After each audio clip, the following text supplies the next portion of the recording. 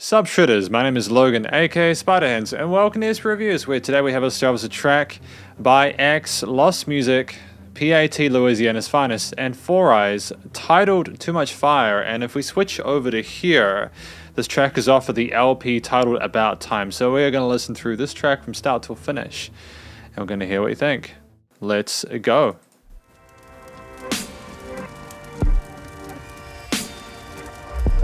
Okay. Oh wow, there's a lot to take in immediately, isn't there?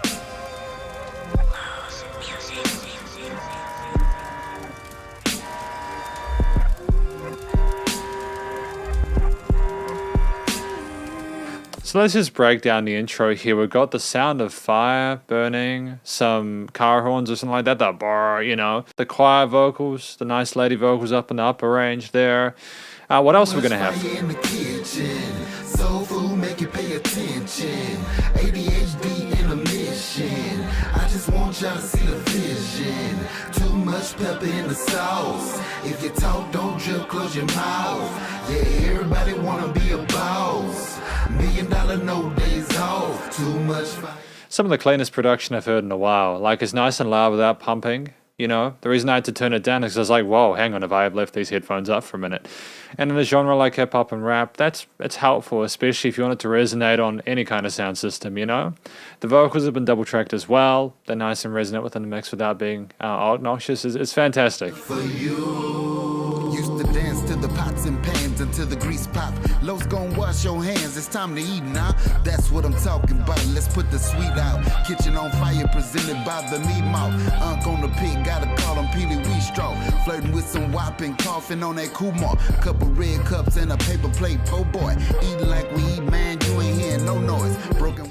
The swagger with this, not only in terms of the vocal performance there, which we'll get into as we go along, but also just to work with the electric guitars on that right side of the stereo field there, and the bass rolling in that low end there, and that major resonance that we have in the second half of each of these motifs, the way they loop, it's stunning. We're not sleeping on it. The introduction of those hi-hats as we go along, as well as a nice extra layer of goodness in there. I'm actually really happy with it. Let this moment last forever. Music for your soul, let it put it back together. Like wifey did my heart when I met her.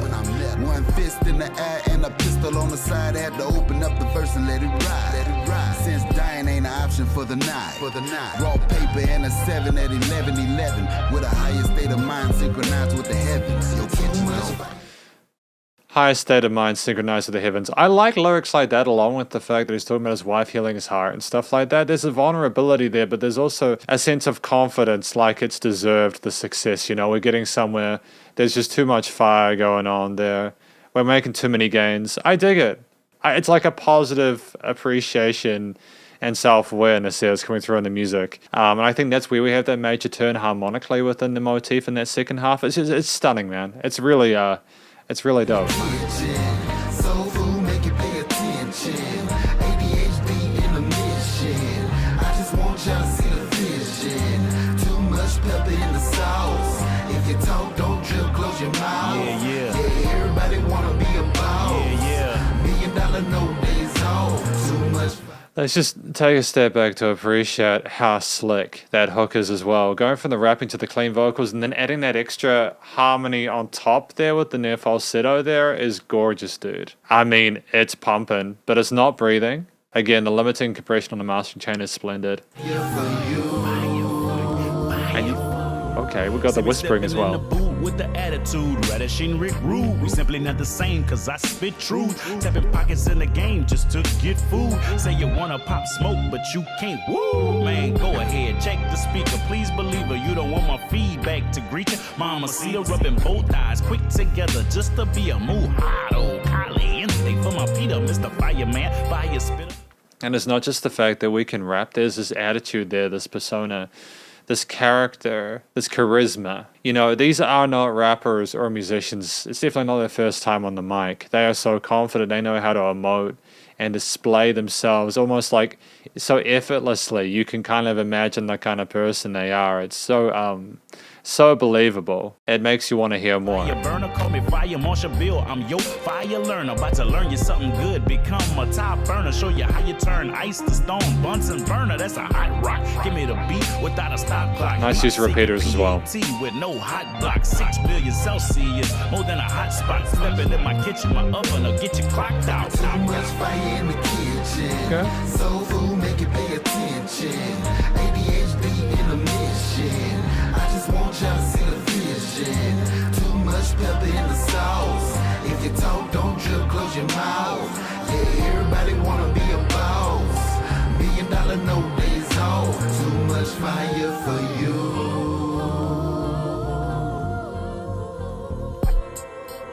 I like the space that we have here after this hook motif there, you know. I like how we're talking about cooking in the kitchen and the soul food and too much spice in the sauce and stuff like that. I dig it. It's a nice way of talking about what we're cooking up with our music. You know, there's a bit of edginess there, etc., but it's still delicious. The dynamic range to this, knowing that after the intensity of that hook, you know, it's not like we're listening to some sort of like grindcore or something like that, don't get me wrong, but it's full on. There's a lot going on there, a lot to appreciate with these different vocal layers. And like the organ there, that's and the bass and the drums and everything like that, all this kind of keys or flamethrower. No, I'm hot, even though they won't admit everything I write. 800 degrees Fahrenheit, very tight, so compact. I spit a terabyte, very white bass in my voice. The flow deep, dude so weak. He think he cooking with no heat. Album straight Tempur-Pedic, talking about don't sleep. Nah, fool, that's Ja Rule slinging that goat meat. I love the fact that we left that vocal modulation until the final verse, the final part, and then they try and do the same thing again. It's like, no, you had your chance for that first impression, that kind of, oh wow, look at that, you know. You can't really get away with doing it twice unless there's different situations or different like parts. So I don't know, it's more effective when you kind of don't just throw everything at the listener within the first 30 seconds.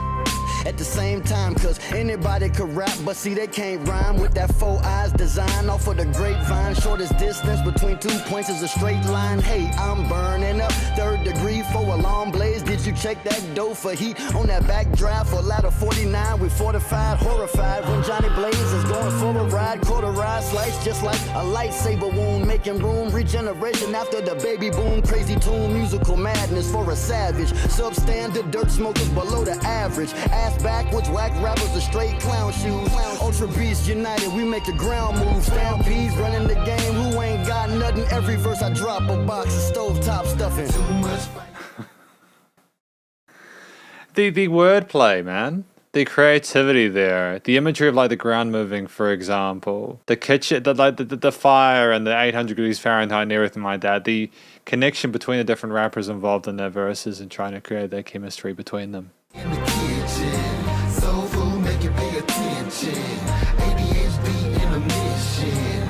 I just want y'all to see the vision. Too much pepper in the sauce. If you talk, don't drip, close your mouth. Yeah, everybody wanna be a boss. $1 million, no days off. Too much fire for you. Too much fire for you. Straight up, man. Laying down the word of the land. I mean that genuinely. These guys, it's been a while since I've heard rappers come in and sound this professional. You know, we'll finish out the rest of the song and then we'll do the conclusion, but I think this is going to be a positive review, to be honest. Because this is my conclusion of this track by Lost Music, PAT Louisiana's Finest, and 4 Eyes, titled Too Much Fire.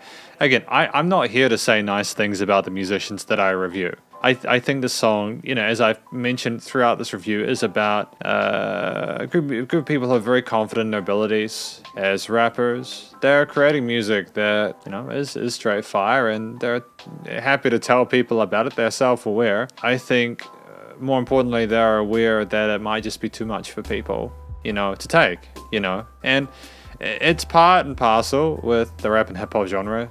And you don't always get people who can walk the talk, so to speak, but the flow, the articulation, the wordplay, the creativity, and the staying power of the motif behind accompaniment behind all of this, I believe this is people not only talking about who they are as rappers, what they've gone through to get to where they are, and how they prepare their verses and everything like that. But it's just getting the different angles of the different individuals, which is why I think each of the members got a verse, or each of the musicians involved got a verse, which I think is great.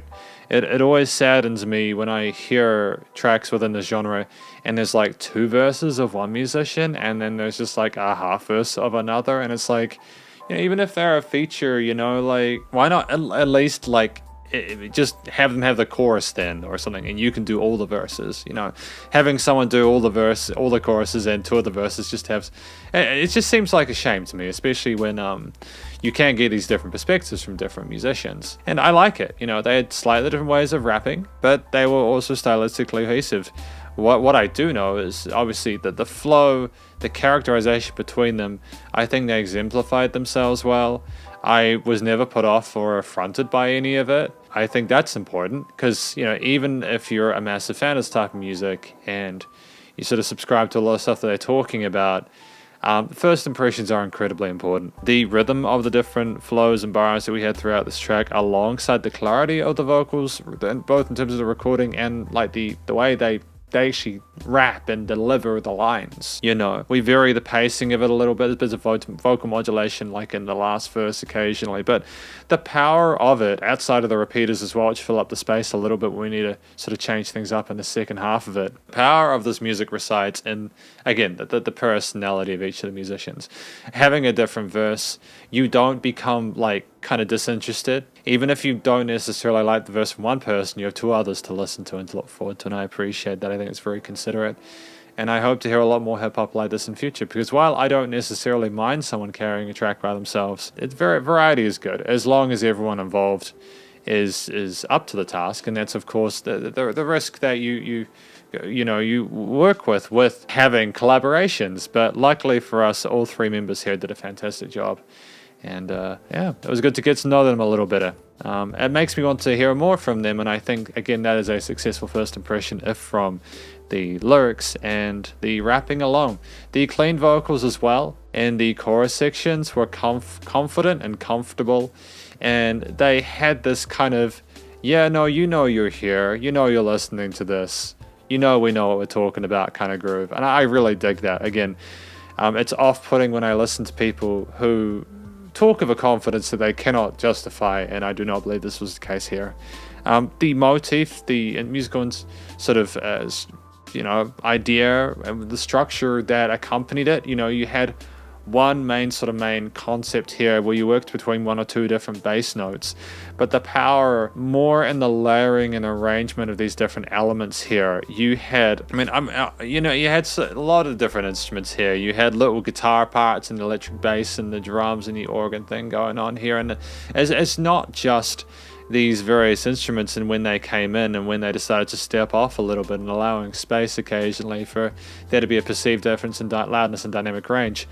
It's also the Foley, like the sound of the fire and the horns and everything like that. It's these bits of that make it more of a sort of cinematic, theatrical experience, and I believe that elevates the time listening to it. You know, you're not just hearing someone sort of spit on a mic for 5 minutes. You're hearing, you kind of makes you think of the fire, etc., you know, that they're talking about. And it's these little things that may not seem like something you should put in there, but when people do, it's just that X factor, you know?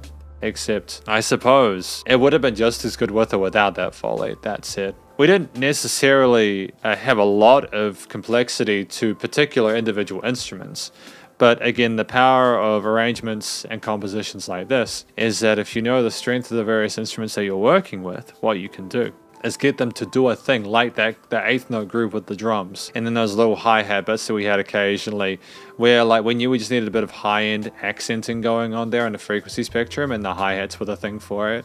And we didn't introduce everything at once either. We took our time with layering in these ingredients into the mix, which it's not something that's necessarily revolutionary, but it's a fundamental, and they managed to nail that. I think finally the production, the recording and mixing and mastering was sensational. It was very loud. I had a look over at my OBS on the other monitor I have over here.